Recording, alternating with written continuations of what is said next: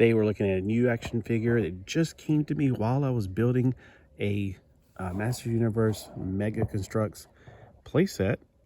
And I was like, wow, in the middle of building that, we got a Kane with demonic red machine. He is the demonic red machine of the Masters of the WWE Eternia universe. Kane, the demonic red machine. Clearly he is made to look like what the figure I just built actually, which is a trap jaw. He's got the interchangeable arms and peg legs. He is rebuilt in hellfire and brimstone. The man once known as Kane is now a cyborg powerhouse known as the Big Red Machine, come to destroy all of WWE Eternia. And in the same collection with him, now you can get this on Walmart for like just $8 right now, is Goldberg, the heroic human jackhammer. I had this figure, so hey, that's cool. And we have the Ultimate Warrior, which I don't have. So this is great. I got another one of these figures to go in my collection, and I do enjoy Masters Universe, and I don't like buying the Masters Universe twice, but I don't also. I wouldn't completely complain if they just would sell them in my area, but they don't. I've never gotten them. They don't come to my area. They sell in big cities, I guess, but they just don't think they're going to sell down here. I try to preserve the cards. That's why I had to stop it before it completely destroyed it. This glue is held on pretty darn tight. Now, the comic book it comes with is really just a one-page folded over promotion, and that's it. This one is glued together at the bottom. That's how bad it is. We have the information right here that says, the great battle has begun. The darkness threatens to consume WWE Eternia as the faction of evil superstars rise from the parts unknown to control the balance of power. But the heroic superstars accept the challenge to defend the planet and determine who are the masters of the WWE Eternia universe. All right, so we got that information about him. He is 7 foot 0 inches, 323 pounds. Hey, he weighs more than me. That's good to know. Of course, he's also a lot taller than me.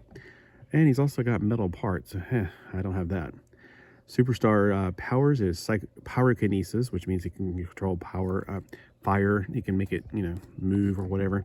Think of like in the X-Men, the guy who, Pyro is his name. He could walk through hellfire and brimstone. Foreign objects, monstrous robotic arsenal. Here's the information that his comic book is, which I don't know if that's the same as the other one or not. It looks like it is though. And in his package, we'll take out the figure. It's got 2 little handcuffs on his feet, and he's got a rubber band holding back his arms. I like to preserve the rubber bands if possible. And we got the cuffs come off if you just take them out that way. But I like to keep the rubber bands for other things like pulling back my beautifully long blonde hair. Yeah, right. I used to have long blonde hair back when I was in college. Back when I was a skater dude and a surfer dude. But no, I am an old dude now. I ain't got no hair. So enjoy it while you can. What am I thinking? My demographics are people that are my age, which is a good thing. All right, so he has 2 different arms, but it looks like you can just make this into a gun you can hold. Unfortunately, he does not have the holding hand on this one. Does he have a holding hand on this one so he can hold the arm gun? Yeah, I guess technically could. He's got this firepower now. It's got one way it can go both ways.